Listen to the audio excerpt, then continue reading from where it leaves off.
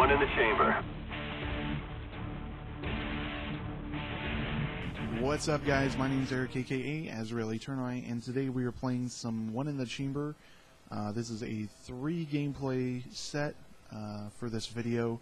First is Hanoi for 10-1, then a flawless game on WMD for 9-0, and followed by another game on Hanoi, 9-2. The reason that it's 3 games instead of 2 is because I have a lot to talk about, so I wanted to get a bunch of stuff going. First and foremost, I wanted to talk about my montage that I'm working on. If you guys haven't seen my Twitter or checked my YouTube, I've announced, to my 82 subscribers, I think, that I'm going to be doing a montage titled One Life Left, which is going to be a Call of Duty Black Ops One in the Chamber montage. I've settled on music, and I've added in some sound music and done that. I'm in the process of rendering all of the clips. Clips like this one, where I get a collateral. But so far I've gone through about an hour and a half worth of film, which doesn't sound like a lot, but when you boil it down to the fact that most One in the Chamber games are about 3 minutes long instead of, Team Deathmatch, which is about 10, Domination, which can go up to 15.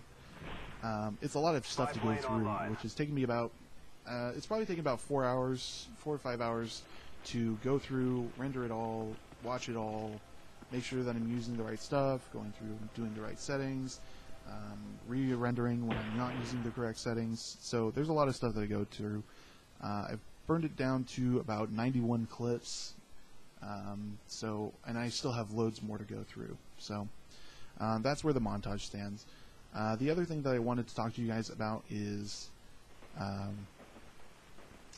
tips for One in the Chamber, because since this is one of the games that I really enjoy playing, I figure I have some advice that I could offer for you guys. The first thing that I have to say is the biggest biggest advantage, if I could talk, jeez. Biggest advantage for One in the Chamber is to have a headset, like an actual gaming headset. I use Turtle Beach. There's also Triton, and I think a couple other brands. Triton and Turtle Beach are the ones that I know of best. When I first started doing commentaries, I was using this guy, which is a Turtle Beach XLC wired headset. Which I got it for 27 bucks on Amazon. You can probably find them for just as cheap on Amazon or other shopping sites, or you can also get them at Best Buy. I think Best Buy sells it for about 30.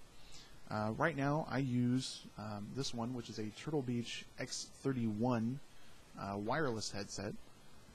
It is battery operated, so it does chew through batteries. So if you're going to get one of those, a wireless headset, I highly advise buying some rechargeable AAA batteries, which is what this one runs on, because it chews through batteries pretty quickly. And then also, the X31 runs about $100 online, and probably in I got mine was purchased at Best Buy as well.